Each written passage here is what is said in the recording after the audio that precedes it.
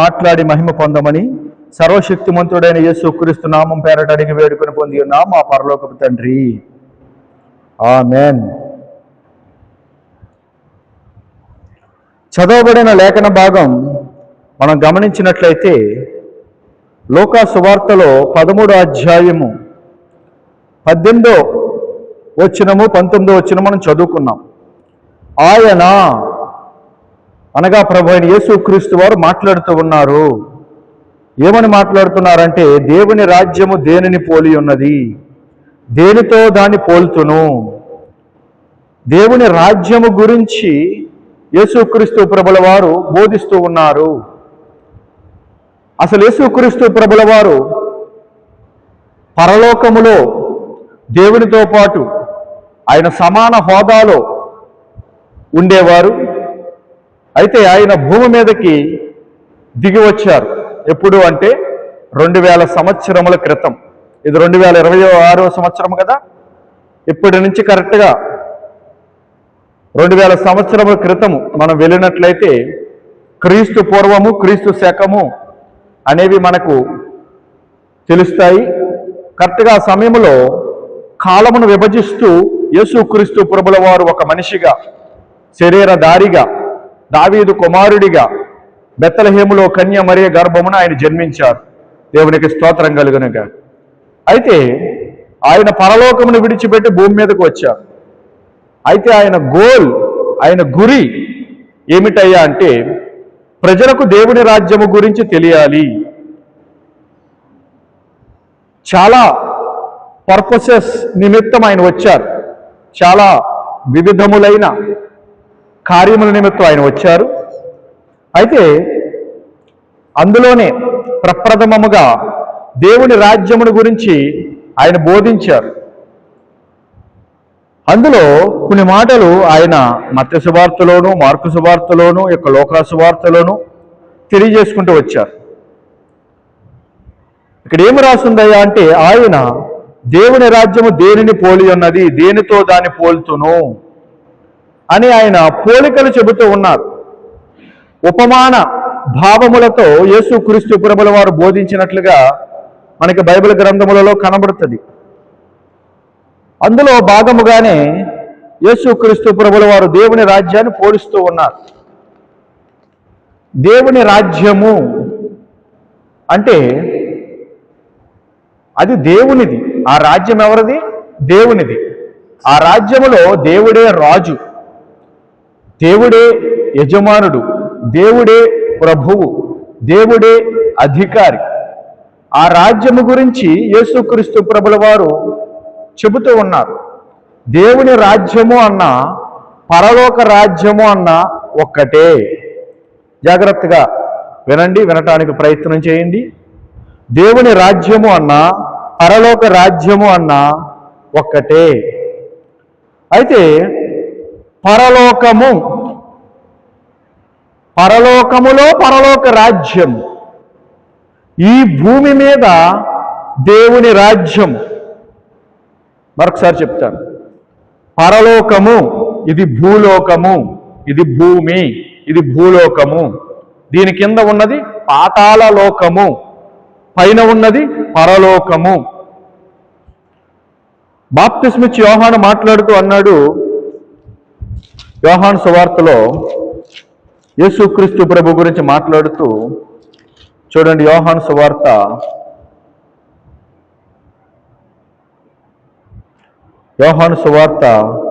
3వ అధ్యాయము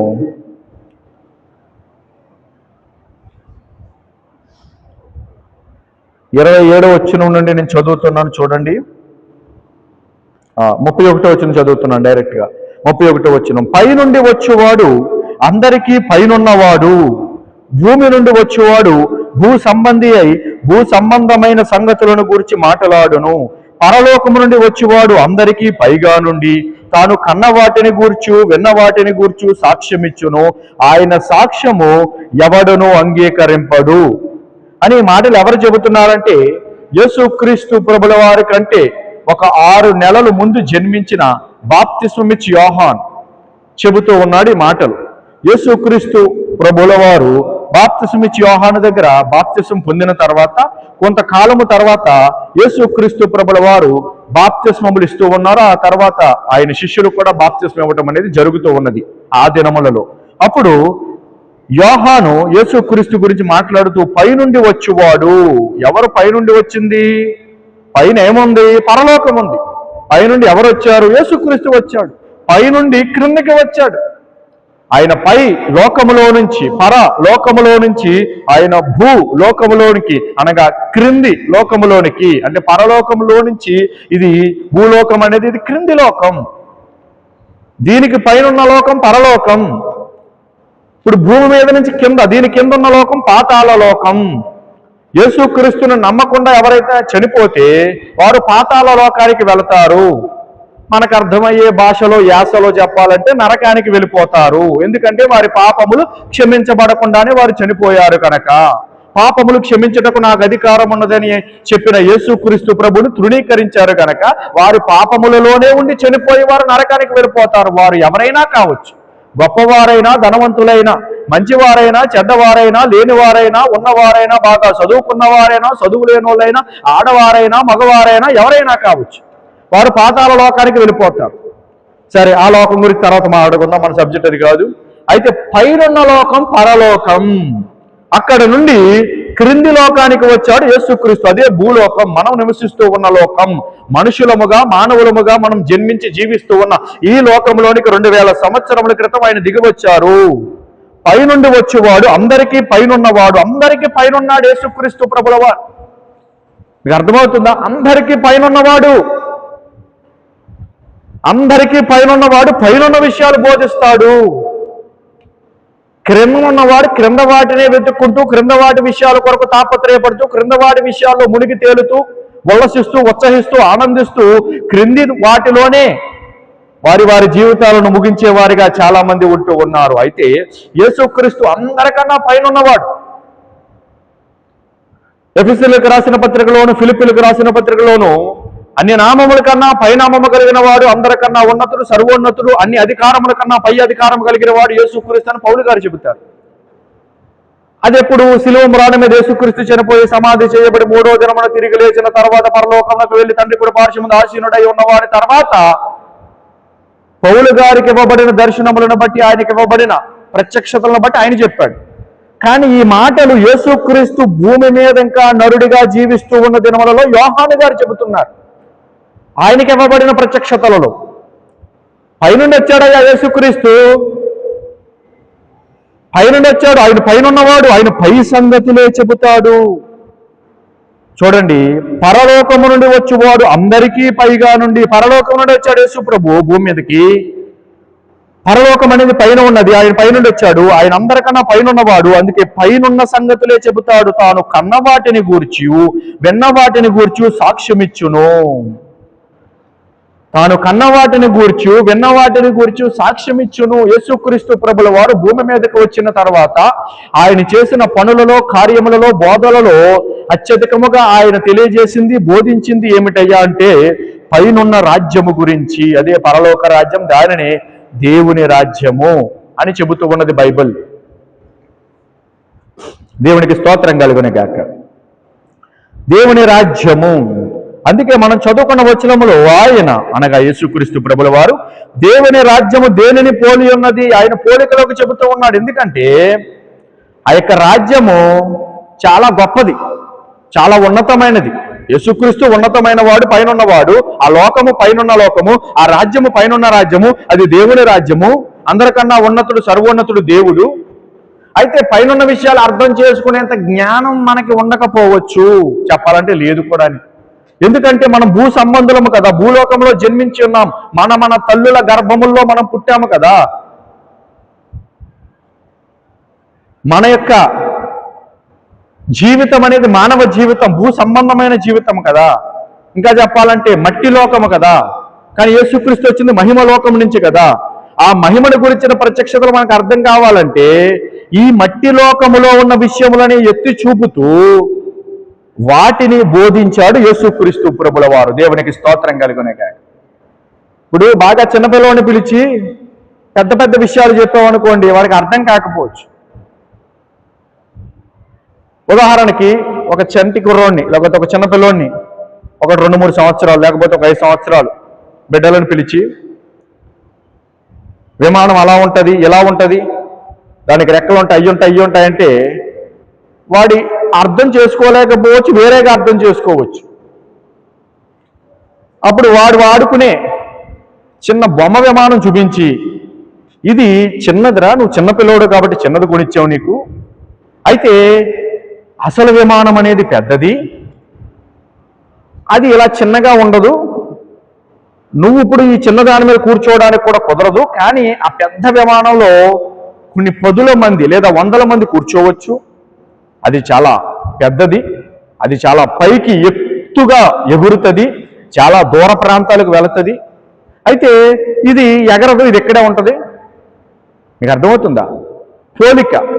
అలాగే దేవుడు ఏం చేశాడంటే, యేసుక్రీస్తు ప్రభుల వారు పరలోకమును విశ్లేషిస్తూ, దేవుని రాజ్యమును విశ్లేషిస్తూ, దేవుని యొక్క చిత్తముడు గురించి బయలుపరుస్తూ, దేవుడు నివసించే ఆ రాజ్యము, దాని యొక్క విశిష్టత, దాని గుణలక్షణాలు, దాని గొప్పతనం, దాని ఔన్నత్యం మనకు అర్థం కావటం కోసం, మట్టి మనుషులం కదా మనం, మనకు అర్థం కావటం కోసం ఆయన ఏం చేశారంటే, ఈ మట్టి లోకములో ఉన్న విషయాలను ఎత్తి చూపుచూ బోధించారు ఆయన. దేవునికి స్తోత్రం కలుగును గాక. అందులో భాగంగానే ఆయన ఏం చెప్పారంటే, దేవుని రాజ్యము దేనిని పోలి ఉన్నది? ఆయన ప్రశ్న వేశారు. ఆయన ప్రశ్న వేసి ఇంకొక మాట అన్నారు, దేనితో దాన్ని పోల్చును, దేనితో దాన్ని పోల్చాలి అనే ప్రశ్న మరలా ఇంకొక ప్రశ్న వేసి అప్పుడు అంటున్నారు, ఒక మనుష్యుడు తీసుకుని పోయి తన తోటలో వేసిన ఆవగింజను పోలి ఉన్నది. ఒక మనుష్యుడంట తీసుకుని పోయి, ఏం తీసుకుని పోయాడు? ఆవగింజను తీసుకుని పోయాడు. ఆవగింజను తీసుకుని పోయి తోటలో వేశాడు అంటే తన తోటలో వేసిన ఆవగింజను పోలి ఉన్నది. ఏంటి? దేవుని రాజ్యం. దేవుని రాజ్యము అనేది చాలా పెద్దది, చాలా విస్తారమైనది, చాలా విశిష్టతతో కూడినది, అద్భుతమైన రాజ్యం అది. అసలు దేవుడంటేనే గొప్పవాడు, ఘనుడు, మహోన్నతుడు కదా. మహాకాశము సైతం పట్టజాలని దేవుడు కదా. మరి ఆయన రాజ్యం ఎలా ఉంటుంది? చాలా అద్భుతమైన రాజ్యం అది. అయితే ఆ రాజులకు రాజు, ప్రభువులకు ప్రభువు ఆ రాజ్యముడి గురించి భూమి మీద నరుడిగా ఉన్నప్పుడు విశ్లేషిస్తున్నప్పుడు ఏమంటున్నాడంటే, ఒక వ్యక్తి అంట, ఒక మనుషుడంట తన తోటలో ఆవగింజను వెళ్ళి నాటితే గనక అది ఎలా ఉంటుందో అలాగా దేవుని రాజ్యం ఉన్నది అని అంటూ ఉన్నాడు. ఎందుకు ఈ మాట ప్రభు మాట్లాడారు అంటే, పరలోక రాజ్యమును గురించి లేదా దేవుని రాజ్యమును గురించి విశ్లేషిస్తూ చాలా విషయాలు ఆయన మాట్లాడారు, చాలా ఉపమానాలు చెప్పారు. మీరు ఉదాహరణకి 20వ వచనం చూడండి. మరలా ఆయన దేవుని రాజ్యమును దేనితో పోల్చును మరలా ప్రశ్న వేసి ఆయనే సమాధానం చెప్తున్నారు. ఒక స్త్రీ తీసుకుని అంతయు పులిసి పొంగు వరకు 3 కొంచెముల పిండిలో దాచిపెట్టిన పుల్లని పిండిని పోలి ఉన్నదని చెప్పాను. 3 కొంచెముల పిండిలోనంట పుల్లని పిండి దాచిపెట్టిందంట. ఆ పొల్లని పిండి ఆ 3 కొంచెముల పిండిలో దాచిపెడితే ఏమైందంటే, ఆ పొల్లని పిండి కాస్త ఆ 3 కొంచెముల పిండిని కూడా పొల్లని పిండిలాగా తయారు చేసేసింది. అర్థమవుతుంది? ఉదాహరణకి మనం ఆడవాళ్ళు, మన గృహములలో ఆడవాళ్ళు చేస్తారు కదా, మజ్జిగ చుక్క కొద్దిగా తీసుకుని కాచి బాగా వేడి చేసిన తర్వాత చల్లబరిచిన ఆ పాలలో వేస్తే ఎలాగైతే అది పెరుగుగా మార్చబడుతుందో, మార్పు చెందుతుందో, అట్టి రీతిగా వేసింది కొద్దిగానే మజ్జిగ, అయితే అది లోనకి వెళ్ళి పనిచేసి ఆ పాలను పెరుగుగా తర్వాత మజ్జిగగా ఎలాగైతే మార్పు చెందిస్తూ ఉన్నదో అలాగే ఇక్కడ పిండితో పోల్చాడు యేసుక్రీస్తు ప్రభుల వారు. అయితే మన సబ్జెక్ట్ పిండి కాదు, పాలు కాదు, పెరుగు కాదు, కానీ ఆవగింజ. జాగ్రత్తగా విందాము.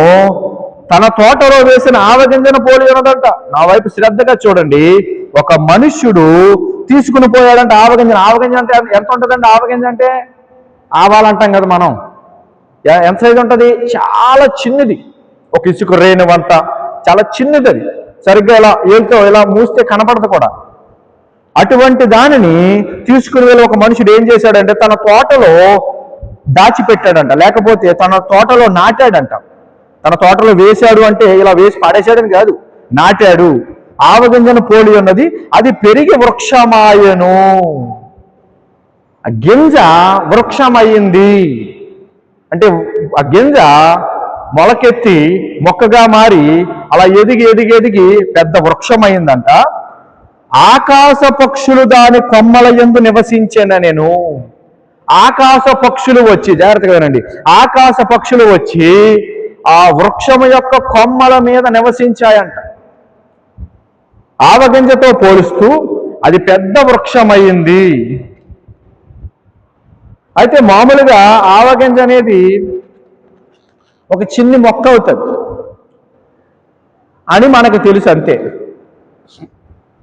కానీ ఈ ఉపమానంలో ప్రభు చెప్పిన ఆవగింజ ఏదైతే ఉన్నదో ఇది మామూలు ఆవగింజే, కానీ అది పెరిగి వృక్షమయ్యేటంతటి ఆవగింజది. నేను దీని గురించి చూద్దాం, తెలుసుకుందామని సెర్చ్ చేస్తే నిజంగానే ఒక పెద్ద వృక్షముగా ఆవగింజ అవుతుంది.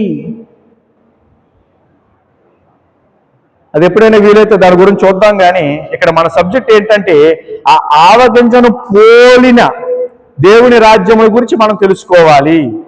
ఇక్కడ ఈ మనుష్యుడు ఎవరయ్యా అంటే ప్రభువైన యేసుక్రీస్తు. ప్రభువైన యేసుక్రీస్తు ఒక ఆవగింజను తీసుకుని వెళ్ళి తన తోటలో వేశాడంట. తన తోటలో వేస్తే అది ఎలాగైపోయిందయ్యా అంటే ఒక పెద్ద చెట్టు అయిపోయిందంట, పెద్ద వృక్షం అయిపోయిందయ్యా అంట. ఇంతకీ ఏమిటి ఆ ఆవగింజ అంటే ఆత్మీయ అర్థంలో ఆ ఆవగింజ చాలా అర్థాలు ఉన్నాయి, కానీ ఒకటి నేను చెబుతున్నాను, అది దేవుని వాక్యము అయ్యున్న ఆవగింజ. ఆ మాటలు అర్థమైనాయి మీకు? దేవుని వాక్యము అయ్యున్న ఆవగింజ. ఎందుకంటే యేసుక్రీస్తు దేవుని వాక్యము. యేసుక్రీస్తు దేవుని వాక్యము ఒక్కటే. ఆది యందు వాక్యము ఉండెను, వాక్యము దేవుడై ఉండెను, వాక్యము దేవుని యొద్ద ఉండెను, ఆ వాక్యము శరీరధారిగా కృపాసత్య సంపూర్ణుడిగా మన మధ్య నివసించిన యోహాను సువార్త 1వ అధ్యాయంలో రాయబడి ఉంది. అంటే వాక్యమే శరీరాన్ని ధరించింది. ఇంతకీ వాక్యమయ్యున్న యేసుక్రీస్తు ఆవగింజగా ఉన్న వాక్యమును తీసుకుని వెళ్ళి తన తోటలో నాటాడు. తన తోటలో నాటాడు. శ్రద్ధగా వినండి, జాగ్రత్తగా మనం కొన్ని మాటలు విని ముగించుకుందాము. తన తోటలో వేసిన ఆవగింజను పోలి ఉన్నది. తన తోటలో వేశాడంట. ఆ తోట ఎవరిది? ఆ మనుషునిదే. ఆ తోట ఏమిటయ్యా అంటే, తోట అనగానే మనకి పొలము గుర్తొస్తుంది. దాన్ని చేను అని కూడా అంటారు అచ్చ తెలుగులో. అయితే పొలము అని కూడా అంటారు. అక్కడ నా పొలం ఉందరా, ఇంకో ఇక్కడ నా పొలం ఉందరా, ఇదేనా పొలం? నా మాట్లాడదామనయ్యా. అయితే ఇక్కడ ఆ తోటలో ఆవగింజ వేశాడంట. ఇప్పుడు యేసుక్రీస్తు ఆవగింజను వేశాడు. ఆ ఆవగింజ ఏంటంటే దేవుని వాక్యమే. ఇంకా చెప్పాలంటే ఆ ఆవగింజ ఏంటంటే ప్రభువైన యేసుక్రీస్తే. దేవునికి స్తోత్రం కలుగును గాక. శ్రద్ధగా మనం దేవుని మాటలు వినటానికి ప్రయత్నం చేద్దాం. తన తోటలో వేసిన ఆవగింజను పోలి ఉన్నదంట. అంటే దేవుని రాజ్యము ఆ ఆవగింజను పోలి ఉన్నదని చెబుతూ ఆవగింజ ఎలాగైతే పెద్ద వృక్షం అయిందో యేసుక్రీస్తు ప్రభుల వారు కూడా, జాగ్రత్తగా వినండి, శిలువ మ్రాను మీద తన ప్రాణాన్ని విడుచుట అనేది ఏమిటయ్యా అంటే ఆవగింజను భూమిలో నాటటము వంటిదే. మీకు 2 విషయాలు చెప్పి నేను ముగిస్తాను, శ్రద్ధగా వినండి. శిలువ మ్రాను మీద యేసుక్రీస్తు ప్రభుల వారు ప్రాణం పెట్టారు. అలాగే తోటలో నాటిన ఆవగింజ అది చచ్చి దానిలో నుంచి జీవము బయటకు వచ్చినప్పుడు అది ఎలాగైతే చిన్న మొలకగా వెన్నుగా మొక్కగా మార్చబడుతుందో అలాగే యేసుక్రీస్తు ప్రభుల వారు శిలువ మ్రాను మీద చనిపోయి సమాధి చేయబడి పునరుద్ధానుడై 3వ దినమున బయటకు వచ్చిన తర్వాత జీవము అనేది ప్రకాశించటము, జీవము అనేది పునరుద్ధాన జీవముగా వెలువడటము. దేవునికి స్తోత్రం కలుగును గాక.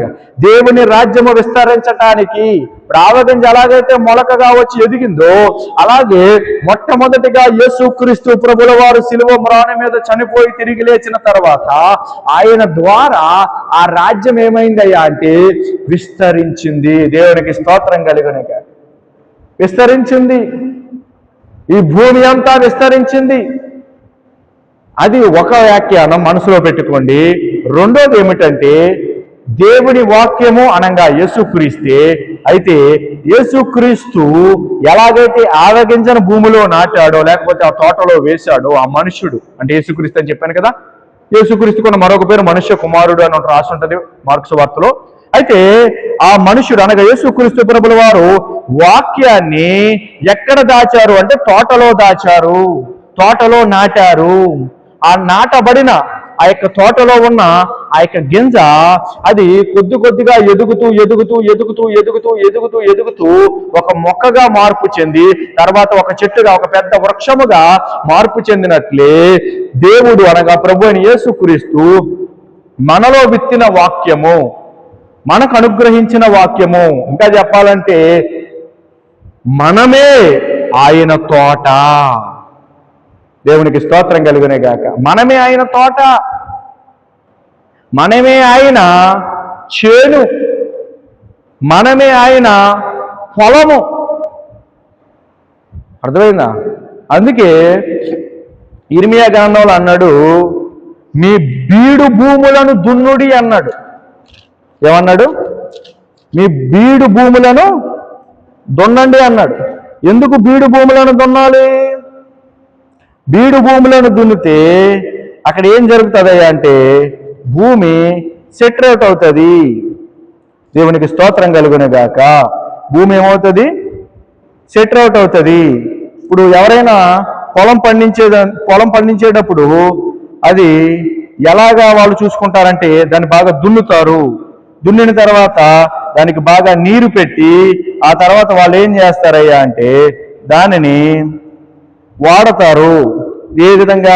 పంటలు పండే విధముగా వాడతారు. అంతేగాని డైరెక్ట్గా భూమి దగ్గరికి వెళ్ళిపోయి నాటేసి చేశారు కదా.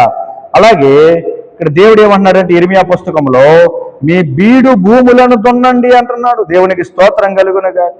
బీడు భూములను దున్నితే ఏమవుతుందయ్యా అంటే ఆ భూమి లోపల ఆ పైనున్న ఆ కఠినత్వం అంతా సెటరేట్ అయ్యి మెత్తని హృదయముగా, అక్కడ హృదయానికి అది గుర్తుగా ఉన్నది. రెండో మాట ఏమిటంటే మీకు చేను అని చెప్పాను కదా. చూడండి జకరియా పుస్తకంలో ఇంకొక మాట ఉంటుంది. జకరియా పుస్తకంలో మీరు చూస్తే 10వ అధ్యాయం 1వ వచనంలో కడవరి వానకాలమున 10వ అధ్యాయం 1వ వచనం జకరియా పుస్తకము, వర్షము దయచేయమని యెహోవాను వేడుకొనుడి, ప్రతివాని చేనిలోను పైరు మొలుచున్నట్లు యెహోవా మెరుపులను పుట్టించును, ఆయన వానలు మెండుగా కురిపించును. మీకు అర్థమవుతుందా? అంటే మనమే ఆయన భూమి, మనమే ఆయన తోట, మనమే ఆయన చేను, మనమే ఆయన పొలము. దేవునికి స్తోత్రం కలుగునుగాక. గమనించండి. అయితే ఆయన ఆ ఆవగింజను ఎక్కడ? తోటలో, తన తోటలో. అంటే మనమే ఆయన తోట అని చెప్పాను కదా. ఇప్పుడు వాక్యమును పట్టుకొచ్చి ఆయన ఏం చేస్తున్నాడంటే మనలో ఆయన నాటాలి అని చూస్తున్నాడు, మనలో పెట్టాలి అని చూస్తున్నాడు. కానీ చాలా మంది క్రైస్తవులు ఏం చేస్తున్నారంటే అపోజ్ చేస్తున్నారు. అపోజిషన్ అంటే ప్రత్యర్థి అంటారు కదా, అంటే ఆపోజిట్. అలాగా లోబడ నొల్లని విధముగా వారు ఏం చేస్తున్నారంటే వారు రిజెక్ట్ చేస్తున్నారు. దేవుని వాక్యాన్ని అపోజ్ చేస్తూ దాన్ని గెంటి వేస్తున్నారు. దేవునికి స్తోత్రం కలుగునే గాక. దానివల్ల ఏం జరుగుతుందయ్యా అంటే ఆ వాక్యం అనేది మనలో నాటబడట్లేదు. మనలో నాటబడింది అనుకోండి. ఇప్పుడు తోటలోని ఆ గింజను నాటేశాడు, గింజను నాటేసి అతను వెళ్ళిపోయాడు. తర్వాత కొన్ని నెలలకో కొన్ని సంవత్సరాలకో వచ్చి చూశాడేమో, తన తోటే కాబట్టి అటు ఇటు తిరుగుతూ ఉంటాడు, మొత్తం మీద అటుగా వచ్చి చూశాడు. అక్కడ ఏమి జరిగిందయ్యా అంటే అది పెద్ద వృక్షమైపోయింది. దేవునికి స్తోత్రం కలుగునుగాక. అంటే చిన్న గింజ ఎలాగ పెద్ద వృక్షమైపోయింది? చిన్న గింజ ఎలాగ పెద్ద వృక్షమైపోయిందయ్యా అంటే ఆ భూమి లోపల ఆ గింజ చనిపోయి అది మరలా దాని లోపల ఉన్న జీవం బయటికి వచ్చింది. బయటికి వచ్చి అది ఎదిగి ఎదిగి ఎదిగి పెద్ద వృక్షం అయిపోయింది. ఆకాశ పక్షులే వచ్చి వాలాయంట దాని మీద. ఆకాశ పక్షులు వచ్చి ఏంటంట, ఏ పక్షులే, మామూలు పక్షులు కాదు, ఆకాశ పక్షులు దాని కొమ్మల యందు నివసించాయంట. ఏకంగా దాని కొమ్మల యందు నివసించేంత చెట్టుగా ఒక చిన్న గింజ మారింది. మీకు అర్థమైంది విషయం? ఒక చిన్న గింజ పెద్ద చెట్టు అయిపోయి ఆకాశ పక్షులు తలదాచుకునేలాగా, ఆకాశ పక్షులు నివసించేలాగా, ఆకాశ పక్షులు గూళ్ళు కట్టుకునేలాగా ఆ చెట్టుగా ఎదిగింది. చిన్న గింజ, చిన్న గింజే కదా అనుకుంటాం. అది చిన్నదే, కానీ అది ఉపయోగకరముగా అయింది. ఆ గింజ మామూలు గింజ కాదు, అది వాక్యము అనే గింజ. దేవునికి స్తోత్రం కలుగునుగాక. వాక్యము అనేది నాటబడిన తర్వాత ఆ గింజ ఎలాగైతే వృక్షం అయ్యిందో వాక్యము కూడా ఎదిగి ఎదిగి ఎదిగి ఎదిగి ఎదిగి పెద్ద వృక్షం అవుతుంది. దేవునికి మహిమ కలుగునుగాక. మరి ఆ గింజ ఎదగాలి అంటే ఏం చెయ్యాలి? ఆ మనుషుడు ఏమన్నా చేశాడా అని ఇక్కడ చూస్తే ఆ మనుషుడైతే ఏమీ చేసినట్టు లేదు. ఆ మనుషుడు వేస్తే నీళ్లు వేసి ఉండొచ్చు. ఆ తోటలో మళ్ళీ ఇంకేమేమి ఉన్నాయో మనకి తెలియదు, ఎన్ని చెట్లు ఉన్నాయి. ఇప్పుడు ఏదైనా తోటలో అయితే చాలా రకాల చెట్లు ఉన్నాయని ఆదికాండంలో చెప్పాడు, కానీ ఇక్కడ ఈ తోటలో ఎన్ని చెట్లు ఉన్నాయో చెప్పలేదు. ఒకవేళ వర్షము కురవచ్చు, లేకపోతే ఆ తోటకి దగ్గరలోనే, ఆ గింజ నాటిన దగ్గరలోనే నీళ్లు ప్రవహిస్తున్నాయేమో. బోధులు అంటారు కదా, చిన్న చిన్న కాలువలు, పిల్ల కాలువ అంటారు కదా, వాటి ద్వారా జీవం అందులోకి వెళ్ళి ఉండొచ్చు. మొత్తం మీద అది మాత్రం పెద్ద వృక్షమైంది. దేవునికి స్తోత్రం కలుగునుగాక. అంటే అది వృక్షము అయ్యింది అంటే ఆ గింజ ఎదిగింది. దేవునికి మహిమ కలుగునుగాక. శ్రద్ధగా విందాం. మనలో కూడా దేవుడు తన వాక్యాన్ని పెట్టాలి అనుకుంటున్నాడు. గుర్తుపెట్టుకోండి, మన తోటలో, మన జీవితంలో, మన హృదయములో, మనలో, మన ఆత్మలో తన వాక్యాన్ని పెట్టాలి అనుకుంటున్నాడు. తన వాక్యమును మనలో గనక ఆయన వన్స్ ప్లేస్ చేశాడు అంటే అది ఏమవుతుందయ్యా అంటే పెద్ద వృక్షం అయిపోతుంది. దేవునికి స్తోత్రం కలుగునుగాక. అంటే ఇప్పుడు ఆ తోటలో ఆ వృక్షము ఆ తోటలో ఉన్న వాటన్నిటికన్నా పెద్ద వృక్షం అయ్యి ఉండవచ్చు. దాని మీదకి వచ్చి ఆకాశ పక్షులు వాలాయంట. దేవునికి మహిమ కలుగునుగాక. గింజ అది పెద్ద వృక్షమై నివాస స్థలముగా మార్చబడింది. మన లోపల గనక దేవుని వాక్యము నాటబడితే గనక ఆ నాటబడిన దేవుని వాక్యము ఎదిగి ఆకాశ పక్షులు నివసించేటట్టు విధముగా మార్చబడుతుంది. నా మాటలు మీకు అర్థమయ్యాయా? ఆకాశ పక్షులు వచ్చి నివసిస్తాయి. ఎక్కడ? దేవుని వాక్యము మనలో ఎదిగినప్పుడు, దేవుని వాక్యము మన జీవితంలో ప్రత్యక్షమవుతున్నప్పుడు, దేవుని వాక్యము మన జీవితంలో ఒక పెద్ద వృక్షములాగా ఎదుగుతున్నప్పుడు, దేవుని వాగ్దానము మన జీవితంలో మనలో ఒక పెద్ద వృక్షముగా ఎదుగుతున్నప్పుడు ఆకాశ పక్షులు వచ్చి దాని మీద నివాసం ఉంటాయి. దేవునికి స్తోత్రం కలుగునుగాక. ఆకాశ పక్షులు అనేవి కొన్నట్లుగా గుర్తులుగా ఉన్నాయి, కానీ మనకి ఈ సబ్జెక్ట్ ప్రకారం ఆకాశ పక్షులు అనేవి ఏమిటయ్యా అంటే ఆకాశంలో తిరుగుతున్న పక్షులని కాదు, ఆకాశంలో తిరుగుతున్న పక్షులని కాదు, కానీ ఆకాశములో నుంచి, పరలోకములో నుంచి. ఎందుకంటే మనకి పైన ఇంకా 3 ఆకాశాలు ఉన్నాయి. నా మాట అర్థమైందా? మనకు పైన 3 ఆకాశాలు ఉన్నాయి. మొదటి ఆకాశం, రెండో ఆకాశం, మూడో ఆకాశం, అలా 3 ఆకాశాలు ఉన్నాయి. మధ్యాకాశంలోనికి యేసుప్రభు వస్తాడు. 3వ ఆకాశం, 3వ ఆకాశంలో పరలోకం, దేవుని సన్నిధి ఉంటుంది. అయితే ఆ ఆకాశ దూతలు లేదా ఆకాశ పక్షులు అంటే పరలోకములో నుండి భూమి మీద జన్మించిన వారు. అందుకే పై నుండి జన్మిస్తేనే గాని వాడు పరలోక రాజ్యమును చూడలేడని నికోదేముతో యేసుప్రభు చెప్పాడు కదా. నా మాటలు అర్థమవుతున్నాయా? పరలోక రాజ్యము చూడాలంటే పైనుండి జన్మించాలి. కొత్తగా జన్మించాలంటే పైనుండి జన్మించాలి. అక్కడ రాస్తుంటారు, తర్వాత చదువుకుని 3వ అధ్యాయం యోహాను సువార్తలో. అయితే జాగ్రత్తగా వినండి, ఆకాశ పక్షులు అంటే పైనుండి జన్మించిన వారు. అంటే మనకు అర్థమయ్యే విధంగా టూకీగా విశ్వాసులు, క్రైస్తవులు ఆ వృక్షము దగ్గరకు వచ్చి నివాసం ఉంటారు. ఆ యొక్క నివాసం ఉండాలి అంటే ఆ వృక్షము ఎదగాలి. వృక్షముగా మన లోపల విత్తబడిన ఆ గింజ వృక్షమంత స్థాయికి ఎదగాలి. దేవునికి స్తోత్రం కలుగునుగాక. గింజ గింజగానే ఉండిపోతే అది గింజే.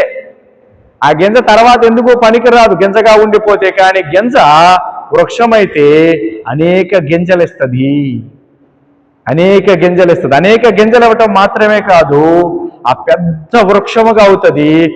ఆకాశ పక్షులు, ఇంకా చెప్పాలంటే నెబుకద్నెజరుకు దర్శనం ఇచ్చాడు కదా దేవుడు. అందులో ఒక పెద్ద వృక్షం కింద జంతువులు వచ్చి సేద తీరుతున్నాయి, నీడలో ఉంటున్నాయి అన్నాడు కదా. అలాగా అనేకమైన వాటికి అది ఒక నివాస స్థలముగా ఉంటది. ఏంటి? వృక్షం. అంటే దేవుని రాజ్యము గింజతో పోల్చాడు. ఆ యొక్క గింజ ఎలాగైతే ఎదుగుతుందో దేవుని రాజ్యము కూడా విస్తరించాలి. అది దేవుని ప్రణాళిక. దేవుని రాజ్యము కూడా అధికముగా విస్తరించాలి. దేవుని రాజ్యములోనికి ప్రజలు వచ్చి వారు ఆకాశ పక్షులుగా ఆ చెట్టు మీద వాలినట్లుగా దేవుని రాజ్యంలో ఉండాలి, నివసించాలి. నివసించాలి అంటాడు కదా భక్తుడు దావీదు గారు 23వ కీర్తనలో, నీ మందిరావరణములో 23వ కీర్తన చూడండి, చిరకాలం 6వ వచనము, చిరకాలం యెహోవా మందిరములో నేను నివాసము చేసేదను. ఇంటికి వెళ్ళవా దావీదు? ఇంటికి వెళ్ళవా నువ్వు? నేను ఇంటికి వెళ్ళిపోతాను, కానీ నా మనస్సు, నా హృదయం మందిరం మీదే ఉంటుంది, దేవుని రాజ్యం మీదే ఉంటుంది. మందిరం అంటే దేవుని రాజ్యం. అంటే భౌతికమైన మందిరం గురించి చెప్పట్లేదు నేను, జస్ట్ ఉండటానికి దేవుడు మనకి ఇచ్చాడు. ఇది ఎండకి వానకి మనకి ఇబ్బంది లేకుండా ఉండటం కొరకు.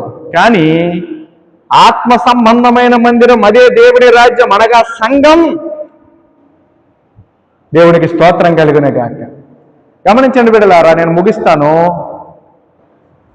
తన తోటలో ఆవగింజను పోలి ఉన్నది. ఆ గింజ ఎదిగింది, వృక్షమైంది. కానీ మన లోపల నాటబడుతున్న వాక్యము అనే గింజ ఎదుగుతుందా, వృక్షమవుతుందా? వృక్షము అవుతున్నట్లయితే, లేదా వృక్షం అయినట్లయితే ఆకాశ పక్షులు వచ్చి వ్రాలతాయి. వృక్షం లేని చోట ఆకాశ పక్షులు రావు. చిన్న చిన్న మొక్కల మీద ఆకాశ పక్షులు వచ్చి వాలవు. ఒకవేళ వాలినా చిన్న చిన్న పిచ్చుకలు వస్తాయేమో కానీ వచ్చి కాసేపు వెళ్ళిపోతాయి. నివాసం అయితే ఉండవు. ఇప్పుడు కొన్ని చోట్ల పెద్ద పెద్ద చెట్లు దూరంగా మనం చూస్తున్నప్పుడు కానీ, లేకపోతే పొడుగాటి చెట్ల దగ్గర గూళ్ళు కట్టుకుంటాయి. ఏవి? పిచ్చుకలు, పక్షులు. దేవునికి స్తోత్రం కలుగునే గాక. గమనించండి బిడ్డలారా, యేసుక్రీస్తు ప్రభుల వారు ఇక్కడ మనకు తెలియజేస్తున్న అద్భుతమైన సత్యం ఏమిటంటే, శ్రద్ధగా వినండి, ఎవరు నిద్రపోవద్దు, శ్రద్ధగా వినండి. మన లోపల దేవుడు విత్తిన ఆ ఆవ గింజను పోలిన వాక్యము అది అలా ఉండిపోకూడదు. అది ఏమవ్వాలంటే ఎదగాలి. మన మొక్కలు ఎందుకు నాటుతాం? లేకపోతే భూమిలో దానికి సంబంధించిన సీడ్స్, విత్తనాలు ఎందుకు నాటుతాం? సరదాగా నాటుతామా? కాదు. అవి ఎదగాలి, మొక్కలు అవ్వాలి, అవి ఎదిగి మంచిగా ఫలించాలి, ఫలములు రావాలి, కాయలు రావాలి, పళ్ళు కాయాలి, లేకపోతే పువ్వులు రావాలి అన్నట్లుగా మన ఆలోచన ఉంటుంది కదా. అలాగే దేవుడు మనలో విత్తిన ఆ వాక్యము, దేవుడు ప్రభు అయిన యేసుక్రీస్తు మనుష్య కుమారుడు, తన తోట మనమే, మనలో విత్తిన ఆ వాక్యం ఏమవ్వాలంటే మన జీవితంలో ఎదగాలి.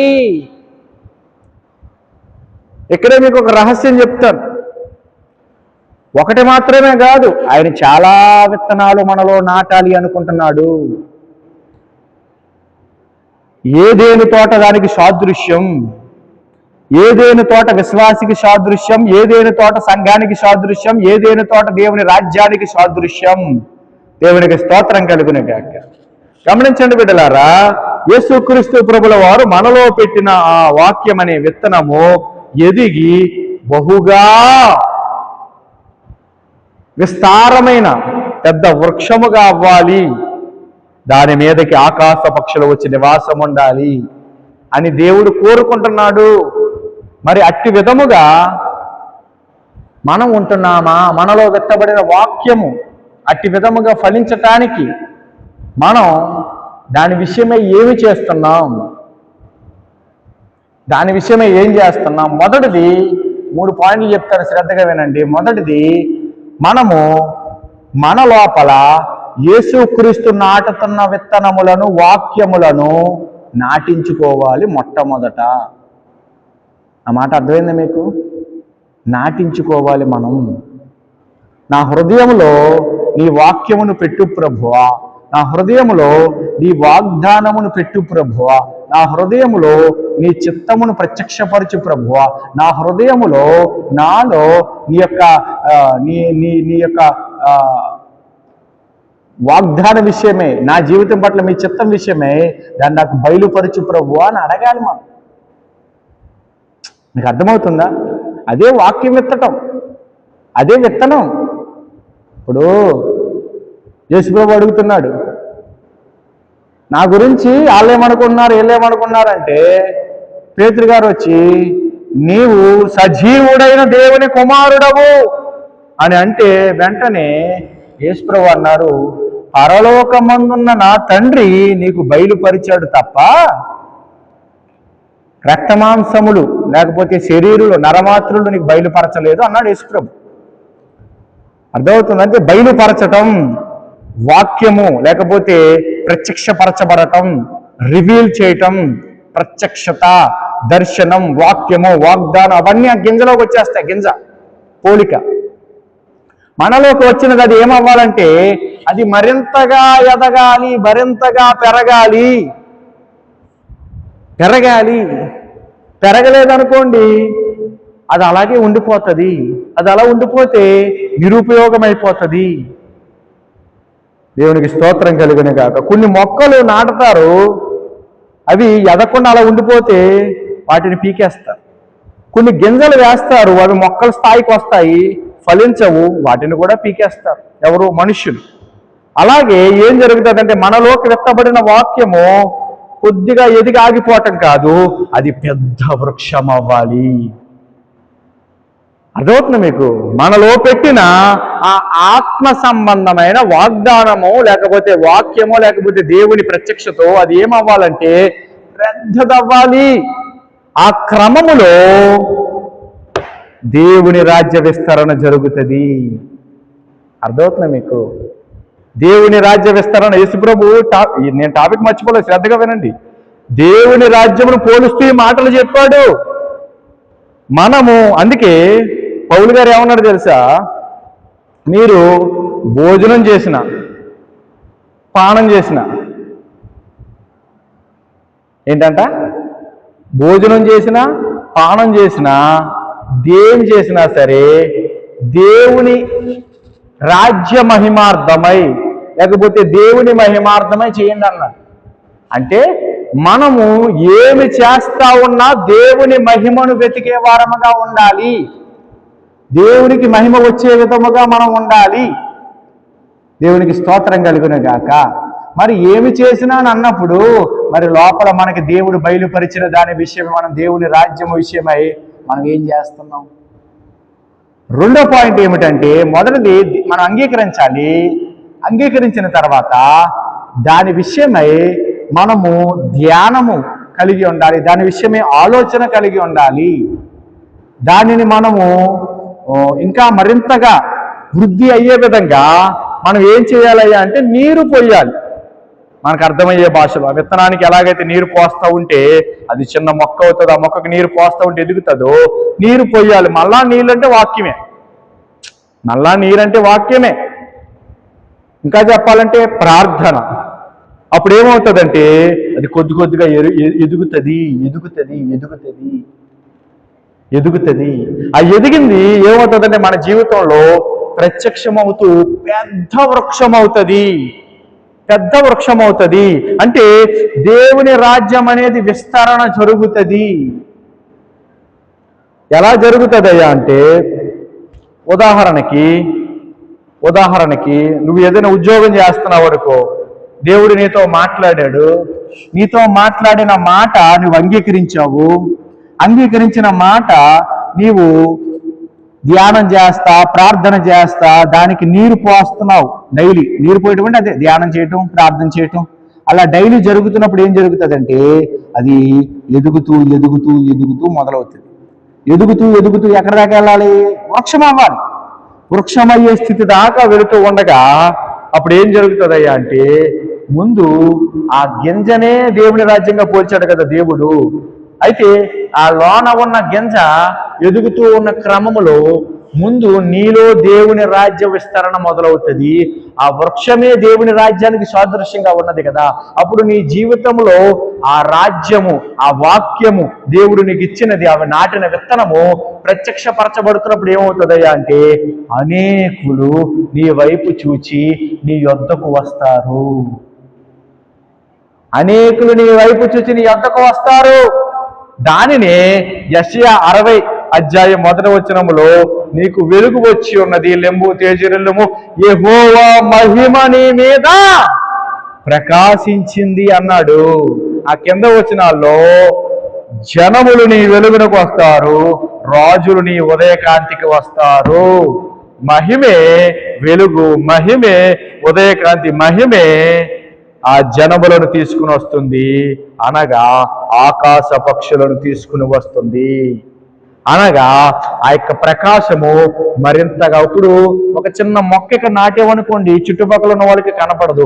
ఇక్కడ ఒక పెద్ద చెట్టు ఉందనుకోండి, ఎంత దూరాన్ని ఉన్నా కూడా, లేదా ఆల్మోస్ట్ కనపడేంత దూరాన్ని ఉన్నా కూడా అది కనపడుతుంది. దేవుడికి స్తోత్రం కలుగును గాక.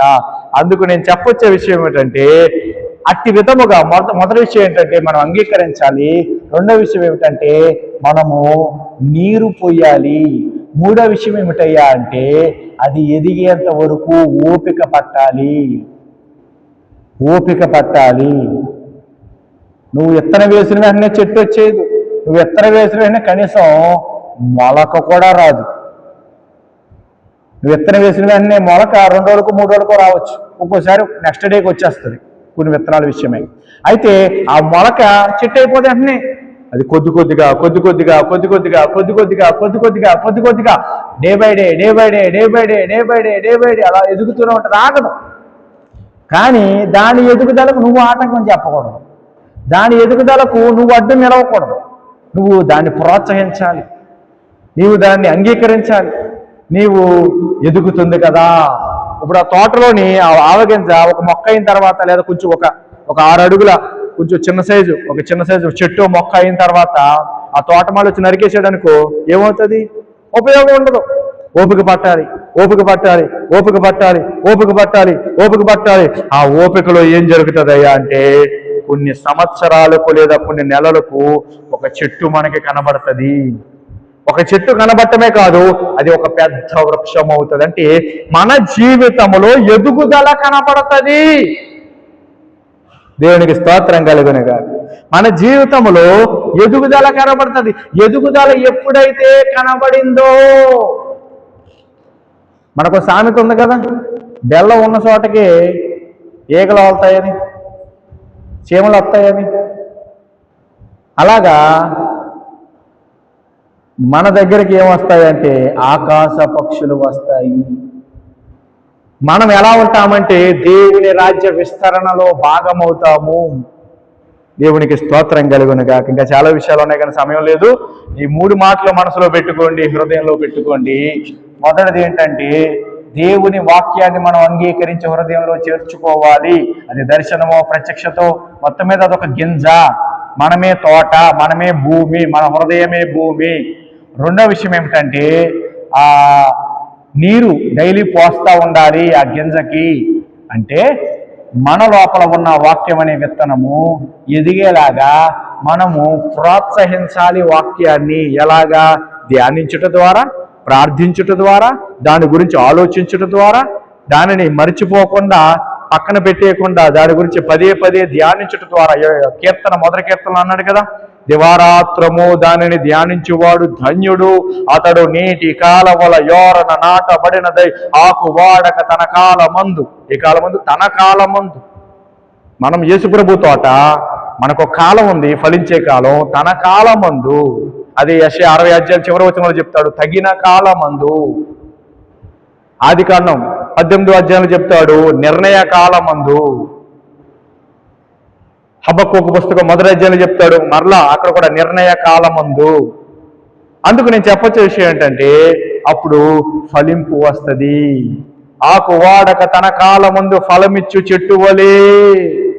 అదే లోక 13:18-19 చెప్పాడు, పెద్ద వృక్షం వలే.